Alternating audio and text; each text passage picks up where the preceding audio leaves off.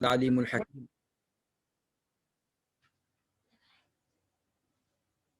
یا معلم ابراہیم علمنی کما علمتہ ویا مفہم سلیمان فہمنی کما فہمتہ۔ آپ تمام عزیز طلبہ اور مشائخ جو زوم پر اور ٹیلی گرام پر اس درس کو سماعت فرما رہے ہیں، آپ تمام لوگوں کی خدمت میں السلام علیکم ورحمۃ اللہ وبرکاتہ۔ آج کا درس انشاءاللہ العزیز جن نقاط پر مشتمل ہوگا وہ آپ کے سامنے ابھی پیش کیے جا رہے ہیں نقاط، اسی پر گفتگو انشاءاللہ آج کے درس میں مرکوز رہے گی۔ یہ آج کے درس کے رؤوس الاقلام ہیں۔ سب سے پہلے مصنف رحمہ اللہ کے قول ولا شیء مثلہ پر گفتگو ہوگی، اس کی دلالت توحید الاسماء والصفات والافعال پر کیسے ہوتی ہے، اس کی شرح بیان کی جائے گی۔ اس کے بعد ولا شیء یعجزہ، اس کی دلالت توحید ربوبیت پر کیسے ہے، اس کی وضاحت کی جائے گی۔ اور ولا الہ غیرہ مصنف کا قول رحمہ اللہ کا، توحید الوہیت پر اس کی دلالت کیسے ہوتی ہے۔ پھر یہ کہ توحید اسماء و صفات کو کیوں توحید الوہیت کے بعد رکھا گیا ہے، توحید الوہیت کو مقدم کیوں رکھا گیا توحید اسماء و صفات پر۔ اور پھر یہ کہ سر توحید الاسماء، ذکر توحید الاسماء و صفات بعد الالوہیہ، اسماء و صفات کی توحید کا مسئلہ الوہیت کے بعد کیوں ذکر کیا مصنف نے۔ تمثیل کا کیا مفہوم ہے، تمثیل اور تشبیہ میں فرق کیا ہے، اور جو قاعدہ بیان کیا جاتا ہے کہ اسماء و صفات کے باب میں نفی مجمل ہوتی ہے اور اس بات مفصل ہوتا ہے، اس قاعدے کی کچھ تشریح کی جائے گی۔ اور ولا شیء یعجزہ کے اندر جو عجز کی نفی کی گئی ہے، اس کی دلالت کس صفت پر ہے، کہتے ہیں کہ وہ کمال قدرت، کمال غنا اور کمال قوت پر ہے، اس کے بارے میں گفتگو ہوگی۔ اور پھر اس بات پر گفتگو ہوگی کہ جتنی بھی صفات منفی ذکر کی گئی ہیں کتاب و سنت میں، ان سے ان کی ضد کے کمال کا اس بات مقصود ہے، اس لیے کہ مطلق نفی یہ کمال نہیں ہے، اس پر گفتگو ہوگی انشاءاللہ۔ پھر الہ کا کیا مفہوم ہے اور لا الہ الا اللہ کا کیا معنی ہے، اس پر گفتگو ہوگی۔ یہ نقاط ہیں جن پر آج انشاءاللہ ہماری گفتگو مرکوز رہے گی۔ جی، تو انشاءاللہ ایک ایک کر کے ہم اپنی گفتگو کا آغاز کرتے ہیں۔ سب سے پہلی بات، امام طحاوی رحمہ اللہ نے جب یہ کہا کہ نقول فی توحید اللہ معتقدین بتوفیق اللہ ان اللہ واحد لا شریک لہ، آپ جانتے ہیں کہ اس کے اندر انہوں نے سب سے پہلے توحید الوہیت کو رکھا ہے، ان اللہ واحد لا شریک لہ، اس کا ذکر پہلے آ چکا ہے۔ اور توحید الوہیت کیوں پہلے ذکر کیا، اس کی علت آپ جانتے ہیں کہ توحید الوہیت ہی دراصل تمام انبیاء کا مشن رہا ہے، اور اسی دعوت کو لے کر کے سارے انبیاء و رسول کو مبعوث کیا گیا۔ وَلَقَدْ بَعَثْنَا فِي كُلِّ أُمَّةٍ رَسُولًا أَنِ اعْبُدُوا اللَّهَ وَاجْتَنِبُوا الطَّاغُوتَ۔ تو گویا مشرکین کے ساتھ جو لڑائی تھی، یا جو اصل محور تھا گفتگو کا، نقاش کا، جدل کا، یا ان سے باہم موعظہ حسنہ کے ذریعے بات کرنے کا، وہ سب سے اہم موضوع یا سب سے اساسی عنوان توحید الوہیت تھا، اس لیے توحید الوہیت کا ذکر سب سے پہلے کیا گیا۔ اس کے بعد آج کے درس میں مصنف رحمہ اللہ کا دوسرا قول جو آگے کا جملہ ہے کہ ولا شیء مثلہ، ولا شیء مثلہ مصنف رحمہ اللہ نے فرمایا ہے، اور اس کے بعد کہا ولا شیء یعجزہ، پھر کہا ولا الہ غیرہ۔ یہ تین جملے انشاءاللہ آج ہم ان جملوں کی ہلکی سی تشریح پڑھیں گے انشاءاللہ، اور تیزی کے ساتھ اب اپنی گفتگو کو آگے بڑھائیں گے تاکہ متن کو اپنے وقت پر مکمل کیا جا سکے۔ ولا شیء مثلہ वला शैअ युअजिज़ुहु वला इलाहा गैरुहु, ये तीनों के तीनों जुमले तौहीद की तफसील हैं, जिनको इजमालन इमाम तहावी रहमहुल्लाह ने फरमाया कि नक़ूलु फ़ी तौहीदिल्लाहि, नक़ूलु फ़ी तौहीदिल्लाहि, जो उन्होंने वहां पर कहा था,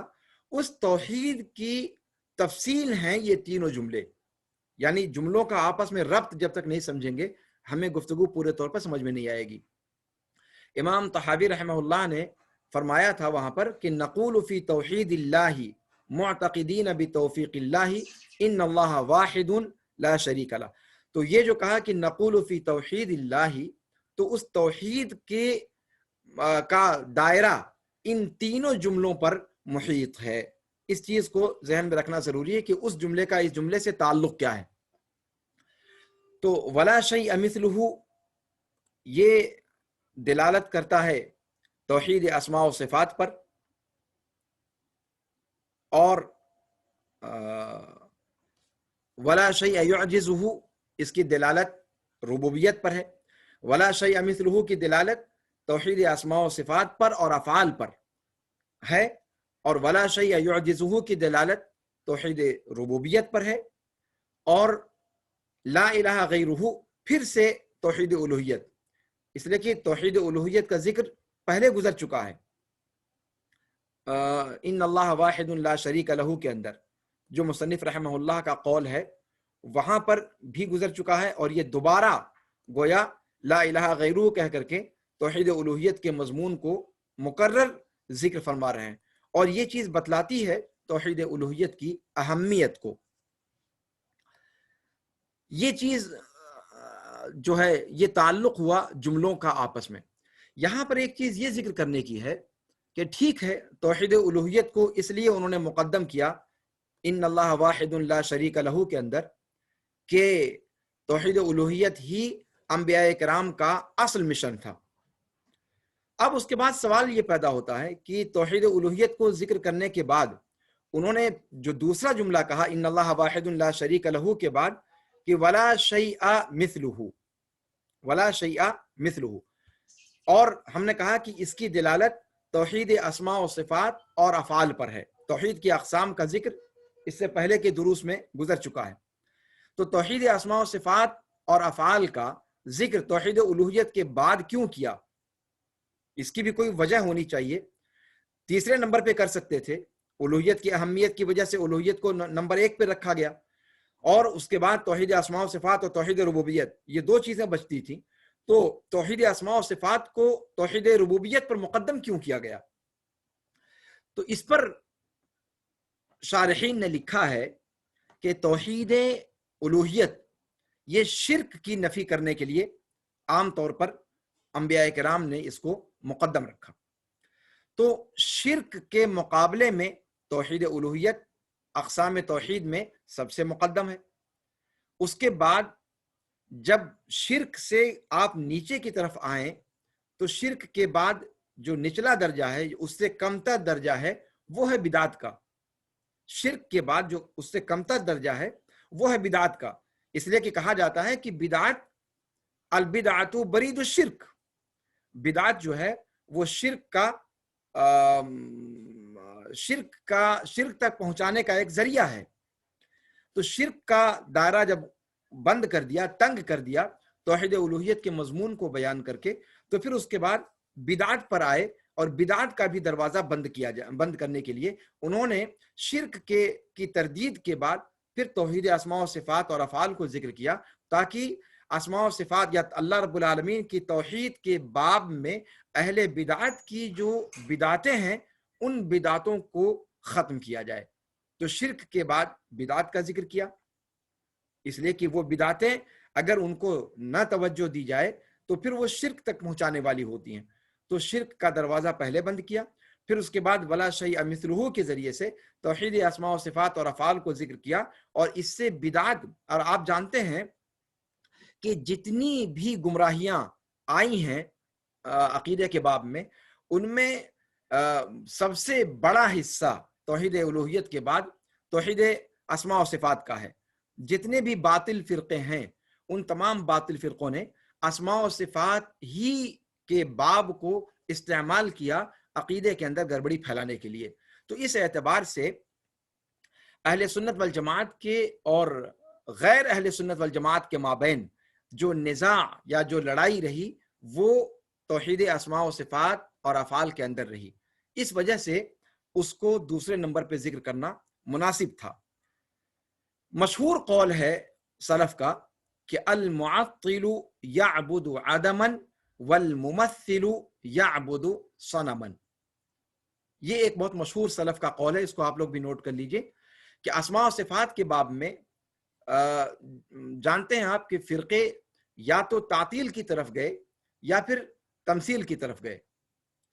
تو جو تمثیل کی طرف گئے وہ بھی غلط ہیں، گویا انہوں نے صنم کی پرستش کی، اور جو تعطیل کی طرف گئے گویا انہوں نے ایک معدوم ذات کی پرستش کی۔ معدوم ذات تو ہوئی نہیں، وہ ایک کسی معدوم کی انہوں نے پرستش کی۔ تو یہ معطل اور ممثل یہ دونوں جو ہے انتہائیں ہیں جو اسماء و صفات کے باب میں پائی جاتی ہیں، اور یہیں سے جو ہے عقیدے میں بدعتوں کی جڑیں یا بدعتوں کی اساس اسی قسم کے اندر زیادہ پائی گئی، اسی قسم کے اندر فرقوں کا ظہور زیادہ ہوا۔ اس وجہ سے توحید الوہیت کے بعد توحید اسماء و صفات کو انہوں نے بھی ذکر کیا مصنف رحمہ اللہ نے، اور ولا شیء یعجزہ کے بعد انہوں نے فرمایا کہ نہیں ولا شیء مثلہ فرمایا، اس سے پہلے ان اللہ واحد لا شریک لہ سے توحید الوہیت کو ثابت کیا، اور آج کے درس کا پہلا جملہ ولا شیء مثلہ اس سے توحید اسماء و صفات اور افعال کو وہ بتلا رہے ہیں، تاکہ اس قول کے ذریعے سے وہ جتنے بھی مجسمہ ہیں یا معطلہ ہیں یا اسماء و صفات کے باب میں نفی کرنے والے ہیں ان تمام کے تمام لوگوں پر رد کیا جا سکے۔ تو اس اعتبار سے ہم دیکھ پا رہے ہیں کہ امام طحاوی رحمہ اللہ کے جملے آپس میں کس قدر مربوط اور کس طرح سے اپنی اپنی جگہ پر فٹ بیٹھ رہے ہیں، اور کس طریقے سے اس کے اندر ترتیب، چاروں جملوں کی ترتیب کتنی مناسب رکھی گئی ہے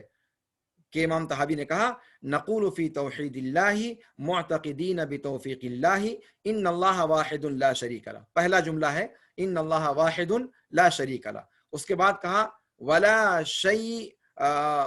شیء مثلہ، پھر کہا ولا شیء یعجزہ، اور اس کے بعد کہا ولا الہ غیرہ۔ تو ان اللہ واحد لا شریک لہ توحید الوہیت، ولا شیء مثلہ توحید اسماء و صفات اور افعال، ولا شیء یعجزہ توحید ربوبیت، ولا الہ غیرہ یہ توحید الوہیت۔ پھر اور توحید الوہیت کو شروع میں بھی رکھا اور اسی پر جملوں کا اختتام بھی کیا، تاکہ دونوں اقسام توحید کے درمیان توحید الوہیت کی جو اول اور آخر اہمیت ہے اس کا درجہ دیا جائے۔ تو شروعات بھی توحید الوہیت سے اور اختتام بھی توحید الوہیت پر، اور بیچ میں دوسرے نمبر پہ بدعت کو رکھا، جس کے اندر بدعت زیادہ پیدا ہوئی اور فرقے زیادہ بنے ان کو دوسرے نمبر پہ رکھا، اور تیسرے نمبر پہ توحید ربوبیت کو رکھا۔ تو اس اعتبار سے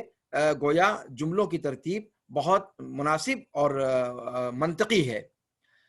اب آئیے گفتگو کرتے ہیں ولا شیء مثلہ کے اندر۔ ولا شیء مثلہ امام طحاوی رحمہ اللہ نے جو فرمایا یہ در حقیقت اللہ رب العالمین کے قول کی ترجمانی ہے، گویا وہ قرآن کریم کی آیت کا مضمون بیان کر رہے ہیں۔ اللہ رب العالمین نے قرآن کریم کے اندر کیا فرمایا کہ لیس کمثلہ شیء وہو السمیع البصیر، لا شیء مثلہ اور لیس کمثلہ شیء وہو السمیع البصیر، یہ بالکل ایک دوسرے کے ہم معنی ہیں، یعنی اس آیت کریمہ کے ٹکڑے میں جو بات بتلائی گئی ہے وہی امام طحاوی رحمہ اللہ نے اپنے قول لا شیء مثلہ کے اندر کہنے کی کوشش کی ہے۔ اسی طریقے سے اللہ رب العالمین نے فرمایا سورہ اخلاص میں وَلَمْ يَكُنْ لَهُ كُفُوًا أَحَدٌ، ایسے اللہ رب العالمین نے فرمایا هَلْ تَعْلَمُ لَهُ سَمِيًّا، ایسے اللہ رب العالمین نے فرمایا فَلَا تَضْرِبُوا لِلَّهِ الْأَمْثَالَ إِنَّ اللَّهَ يَعْلَمُ وَأَنْتُمْ لَا تَعْلَمُونَ۔ یہ ساری کی ساری آیتیں وَلَا شَيْءَ مِثْلُهُ کے مضمون کی تائید کرتی ہیں۔ اس میں دوسری بات جو قابل غور ہے اس جملے کے اندر وہ یہ کہ اس جملے میں اللہ رب العالمین کے اسماء و صفات کے باب میں مثلیت کی نفی کی گئی ہے، تماثل کی نفی کی گئی ہے، یعنی اللہ رب العالمین کہ اسماء و صفات کی نفی بھی کی کیا نام ہے لیس کمثلہ شیء کی آیت کے اندر اللہ رب العالمین نے اپنی ذات سے کسی کے مشابہ ہونے کی نفی بھی کی ہے، کسی کے مثل ہونے کی نفی بھی کی ہے، اور ساتھ میں وَهُوَ السَّمِيعُ الْبَصِيرُ کہہ کر کے اپنے لیے اسماء اور صفات کو ثابت بھی کیا ہے۔ یہی طریقہ ہے قرآن کریم کا اور شریعت مطہرہ کا۔ تو اس کے اندر جو لا شیء مثلہ ہے، اس کے اندر امام طحاوی رحمہ اللہ یہ فرما رہے ہیں کہ اللہ رب العالمین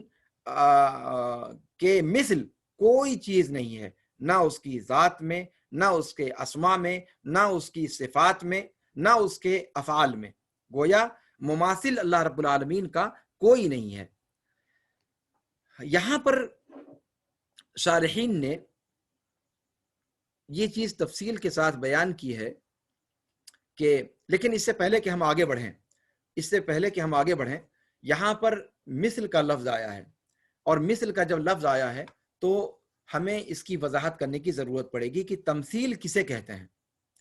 اسی چیز کو آپ نے اسماء و صفات کے باب میں اور جگہوں پر پڑھا ہوگا کہ اللہ رب العالمین کی ذات سے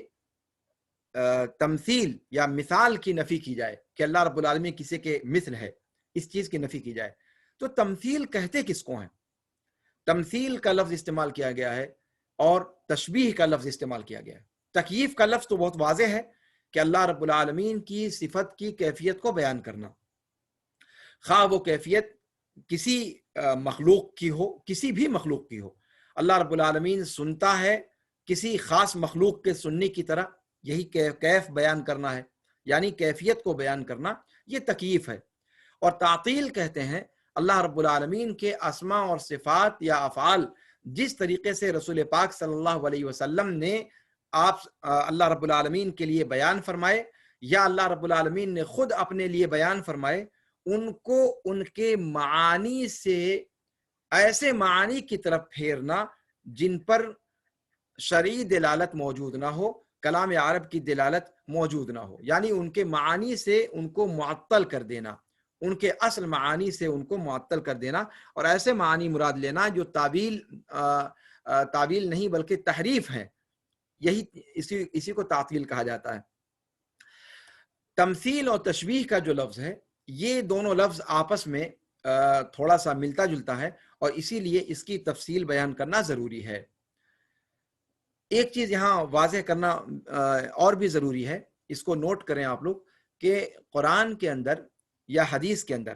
اللہ رب العالمین کے حوالے سے تمثیل کی نفی بیان کی گئی ہے، لیکن تشبیہ کی نفی نہیں بیان کی گئی۔ اللہ رب العالمین کی ذات سے تشبیہ کی نفی اللہ رب العالمین کی ذات سے نہیں کی گئی ہے۔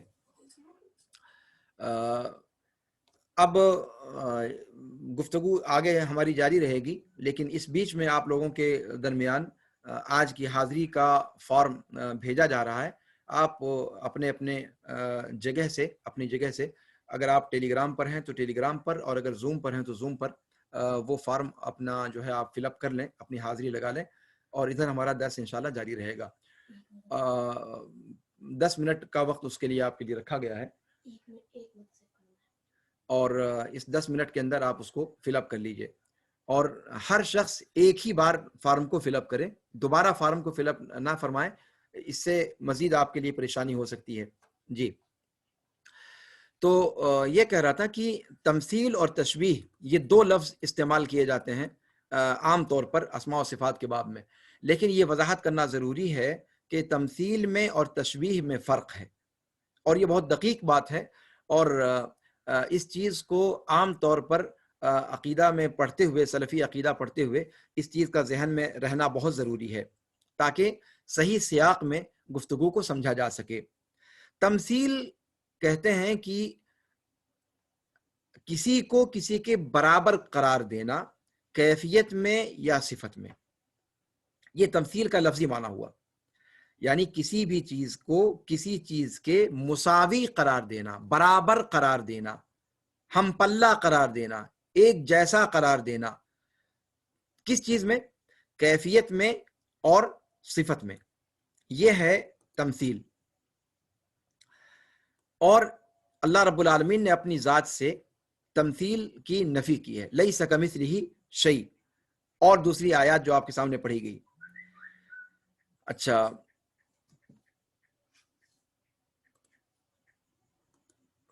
بڑی پریشانی یہ ہے کہ درس شروع ہونے کے بعد لگاتار لوگوں کے آنے کا سلسلہ جاری رہتا ہے، اور جو تسلسل پڑھانے کا ہے وہ بیچ میں ڈسٹرب ہو جاتا ہے۔ یہ ایک عجیب و غریب صورتحال ہے۔ اسی وجہ سے میں نے آج 5-7 منٹ تاخیر کر دی کہ جتنے لوگ جڑنے والے ہیں وہ ایک ساتھ جمع ہو جائیں اور پھر زوم پر جو ہے درس شروع کیا جائے، لیکن پھر وہی رفتار بے ڈھنگی ہماری دکھائی دے رہی ہے کہ درس شروع ہونے کی اتنی دیر کے بعد بھی لگاتار لوگوں کے آنے کا سلسلہ جاری ہے، اور بیچ میں ادھر سے ادھر توجہ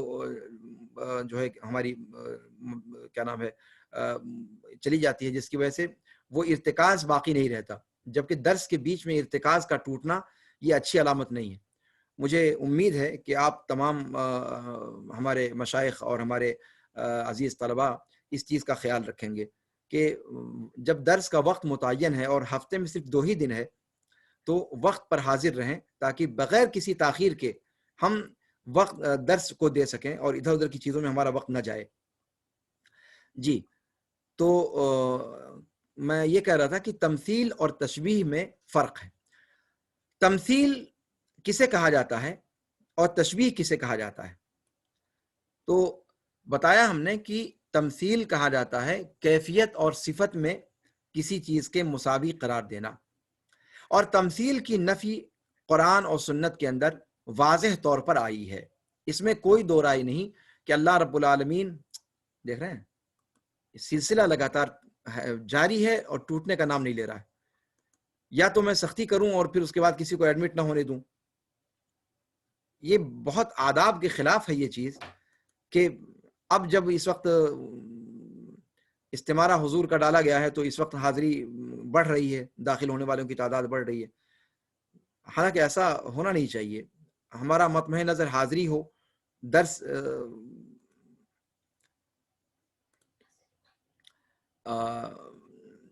جی، تو میں یہ کہہ رہا تھا کہ مماثلت اور مشابہت میں فرق ہے۔ مماثلت کہا جاتا ہے کہ کیفیت یا صفت میں مساوی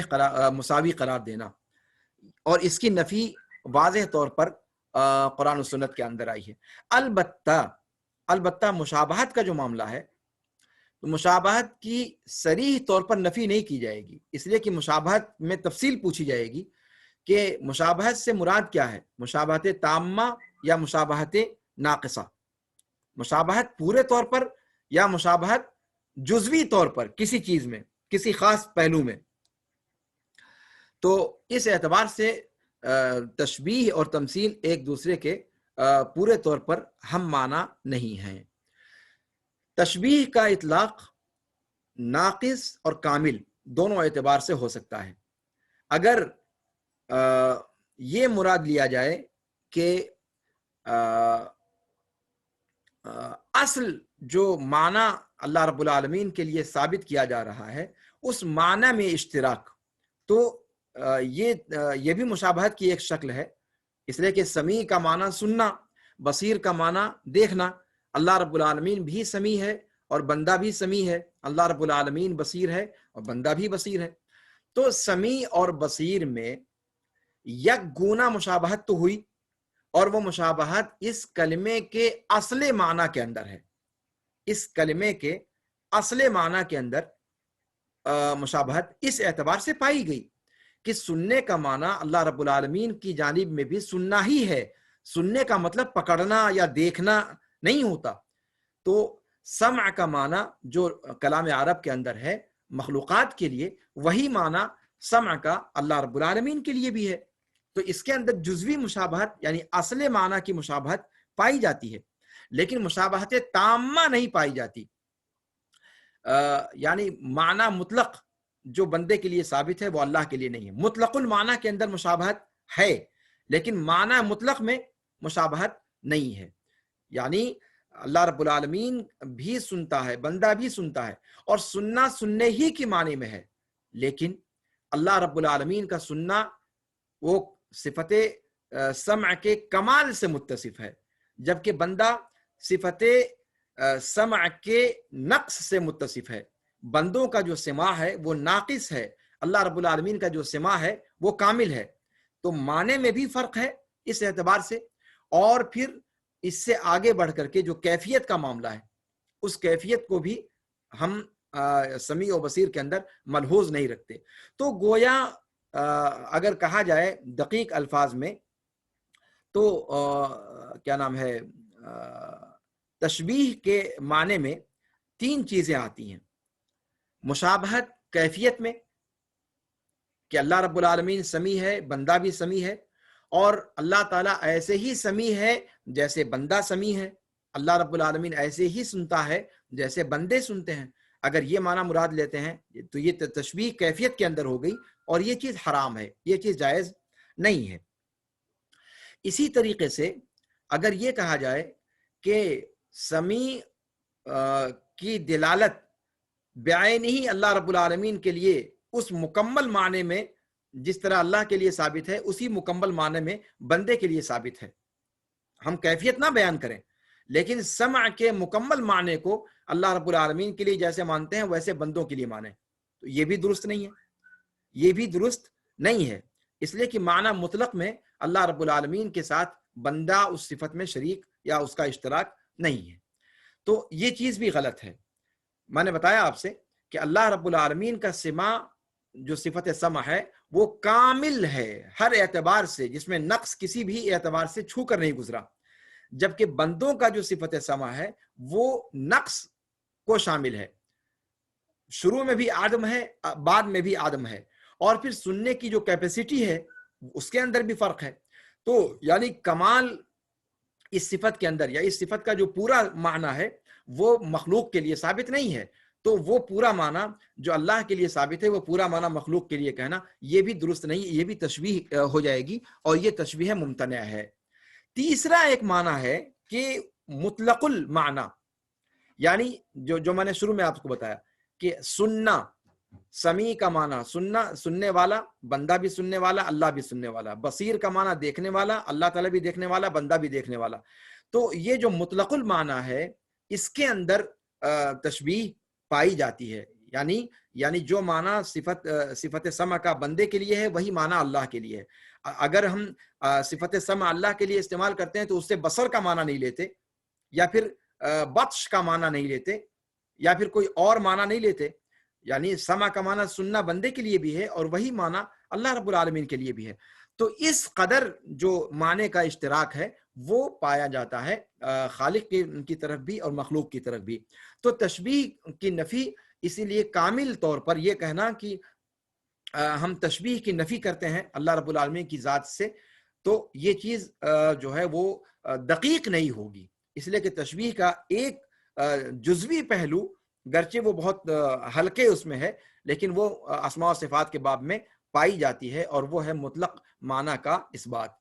ہاں، کمال معنی کا اثبات اس کے اندر اگر ہم مماثلت قرار دیتے ہیں تشبیہ کا ایک مفہوم جو ہوتا ہے، یا پھر اللہ رب العالمین کے لیے جو صفتیں ثابت ہیں اس کو ہم کیفیت بیان کرتے ہیں، تو تشبیہ کی یہ دونوں قسمیں ممنوع ہیں. یہ چیز وضاحت کرنا ضروری تھا. اور پھر ایک بات یہ کہ خود آیت کریمہ اس چیز کو بتلا رہی ہے، اس اشتراک کو، کہ لیس کمثلہ شیء وہو السمیع البصیر، کہ اللہ رب العالمین کے مثل کوئی چیز نہیں ہے، اللہ رب العالمین کے مثل کوئی چیز نہیں ہے، اور وہ سمیع و بصیر ہے. گویا اللہ رب العالمین جہاں تمثیل کی نفی فرما رہا ہے وہیں سمیع و بصیر کا اثبات فرما رہا ہے، اور یہ سمیع و بصیر کا اثبات خود اللہ رب العالمین نے مخلوقات کے لیے بھی فرمایا ہے. اس کا مطلب کہ لفظ کا مشابہ ہونا یا مطلق معنی کا مشابہ ہونا یہ تشبیہ نہیں ہے. ہاں، اس سے آگے بڑھ کر کے اگر معنی مطلق کی مشابہت کی جائے یا کیفیت کے اندر تشبیہ دی جائے جو تمثیل ہے، تو پھر یہ اس معنی میں تشبیہ یہ چیز اللہ رب العالمین کے لیے جائز نہیں ہوگی. اس صدد میں یا اس تعلق سے ایک چیز اور جو ذکر کرنے کی ہے کہ ولا شیء مثلہ کے اندر ہی بیان کرنا اس کو ضروری ہے، اس لیے کہ پہلی بات یہاں سے جو ہے شروع کی جا رہی ہے، اسماء و صفات کی توحید پر گفتگو چل رہی ہے۔ اسماء و صفات میں اس جملے کے ضمن میں مفسرین یا شارحین ذکر کرتے ہیں کہ اللہ رب العالمین کے قول لیس کمثلہ شیء وہو السمیع البصیر، اس آیت سے استنباط کرتے ہوئے کہ اللہ رب العالمین کے اسماء و صفات اور افعال کے باب میں نفی اپنے آپ میں مقصود نہیں ہوا کرتی۔ جہاں بھی اللہ رب العالمین نے اپنی ذات سے کسی چیز کی نفی کی ہے، جیسے یہاں پر فرمایا لیس کمثلہ شیء وہو السمیع البصیر، یا اللہ رب العالمین نے فرمایا ولا یؤودہ حفظہما وہو العلی العظیم، یا لا تأخذہ سنۃ ولا نوم۔ جتنی بھی منفی صفات قرآن کے اندر یا اللہ کے رسول صلی اللہ علیہ وسلم کے فرمان ذیشان کے اندر موجود ہے، ان تمام جگہوں پر نفی اپنے آپ میں مقصود نہیں ہے، بلکہ ان تمام جگہوں پر اس نفی کے ضد کا کمال ثابت کرنا مقصود ہے اللہ رب العالمین کے لیے۔ اور اس کی تفصیل انشاءاللہ اگلی گفتگو میں آئے گی کہ ولا شیء یعجزہ کی پر ہم جب گفتگو کریں گے تب وہاں پر اس پر مزید تفصیل بیان کریں گے۔ یہاں پر ولا شیء مثلہ کے اندر ایک قاعدہ اور ذکر کرتے ہیں شارحین کہ اللہ رب العالمین کے اسماء و صفات کے باب میں نفی مجمل ہوتی ہے اور اس بات مفصل ہوتا ہے، نفی مجمل ہوتی ہے اور اس بات مفصل ہوتا ہے، یعنی اللہ رب العالمین کے لیے جہاں بھی آپ دیکھیں گے وہاں قرآن و سنت کی دلیلوں میں اللہ رب العالمین کی ذات سے جن صفات کی نفی کی گئی ہے اس میں اجمال سے کام لیا گیا ہے، لیکن اللہ رب العالمین کی ذات کے لیے ثابت کی جانے والی چیزیں یا ثابت کی جانے والی صفات ان کو کثرت کے ساتھ ذکر کیا گیا ہے۔ آپ سورہ حشر کے آخری حصے کو دیکھ لیں، سورہ حدید کی شروع کی آیات کو دیکھ لیں، هو الله الذي لا إله إلا هو عالم الغيب والشهادة هو الرحمن الرحيم هو الله الذي لا إله إلا هو الملك القدوس السلام المؤمن المهيمن العزيز الجبار المتكبر سبحان الله عما يشركون هو الله الذي هو الله الخالق البارئ المصور له الأسماء الحسنى۔ تو یہ دیکھیں آپ کہ اللہ رب العالمین کے اسماء و صفات کے باب میں اصل یہی ہے کہ اس بات کو تفصیل کے ساتھ بیان کیا جاتا ہے، وہ صفتیں جو اللہ رب العالمین کے لیے کوئی چیز ثابت کرنا جس میں مقصود ہوتا ہے، کوئی صفت ثابت کرنا مقصود ہوتا ہے، ان چیزوں پر توجہ زیادہ دی جاتی ہے، ان کو تفصیل کے ساتھ بیان کیا جاتا ہے۔ لیکن اللہ رب العالمین کی ذات سے کسی چیز کی نفی کا جو پہلو ہے اس میں اجمال سے کام لیا جاتا ہے، اس میں اجمال سے کام لیا جاتا ہے، اور یہ قاعدہ یاد رکھنا بہت ضروری ہے، اس لیے کہ متکلمین کے نزدیک جن کا ذکر اس سے پہلے آپ کے سامنے کیا گیا، چاہے وہ معتزلہ ہوں، چاہے وہ اشاعرہ ماتریدیہ ہوں یا جہمیہ ہوں، ان لوگوں کے ہاں نفی پر توجہ زیادہ ہے، اس کو تفصیل سے بیان کرتے ہیں، اور اس بات کا پہلو مجمل ہے، جبکہ یہ قرآن و حدیث کتاب و سنت کا جو مزاج ہے اس کے بالکل برعکس ہے، اور انشاءاللہ گفتگو اس پر آگے مزید آئے گی۔ اسی لیے آپ دیکھیں گے کہ قرآن کریم کے اندر جہاں جہاں بھی نفی آئی ہے وہ بہت مختصر آئی ہے۔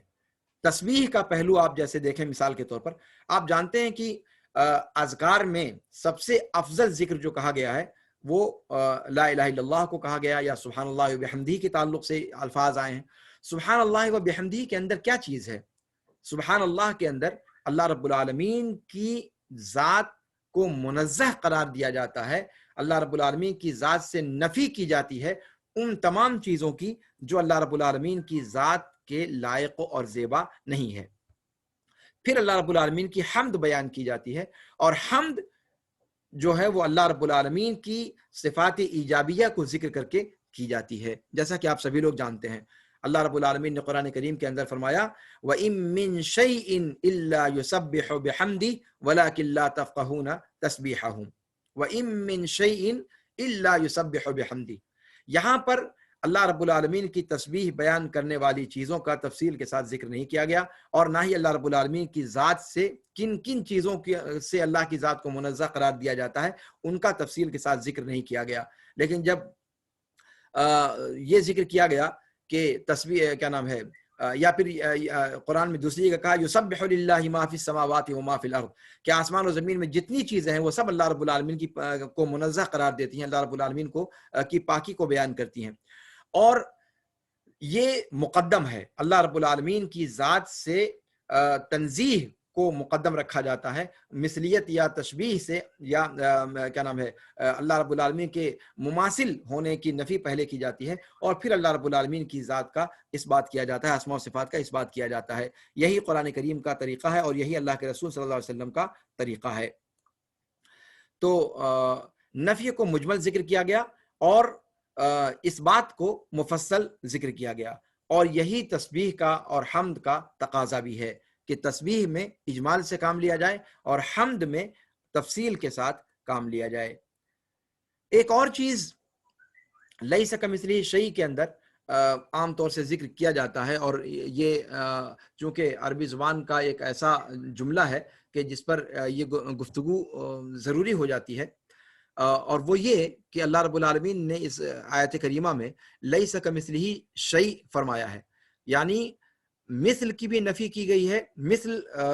کو بھی ذکر کیا گیا ہے، اور کاف کو بھی ذکر کیا گیا ہے، جو جبکہ اس میں سے صرف ایک کا ذکر کر دینا کافی تھا، یعنی فی غیر القرآن مثلا لیس مثلہ شیء کہہ دیا جاتا تب بھی کافی تھا، یا لیس کا ذاتی شیء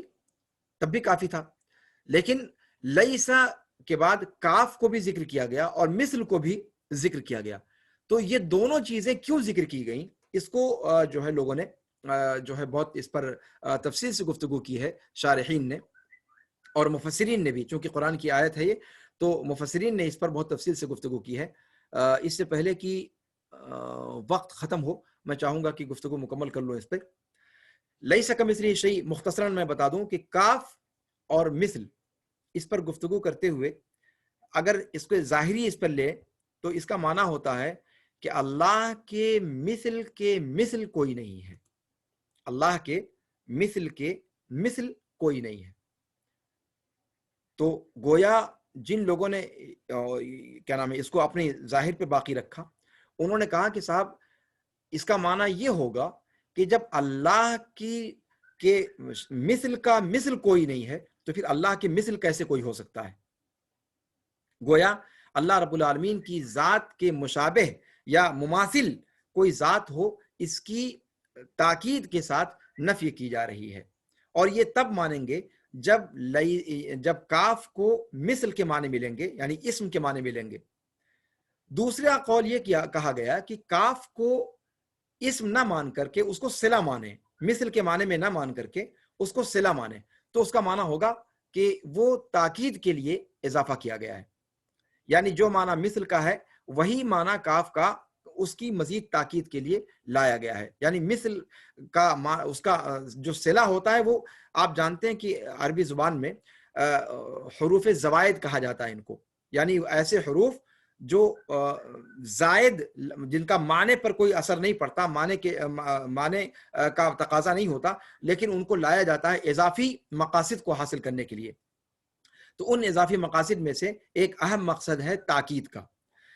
اسی لیے عام مفسرین جب قرآن کریم کے اندر گفتگو کرتے ہیں تو ادب کا تقاضا یہ ہے کہ قرآن کے اندر کسی چیز کو زائد نہ کہا جائے. وہ حرج محسوس کرتے ہیں کہ زائد کا مطلب یہ ہوا کہ معنی کا تقاضا نہیں ہے اور وہاں پر اس کو ذکر کیا جاتا ہے، لیکن ایسی بات نہیں ہے. جب معنی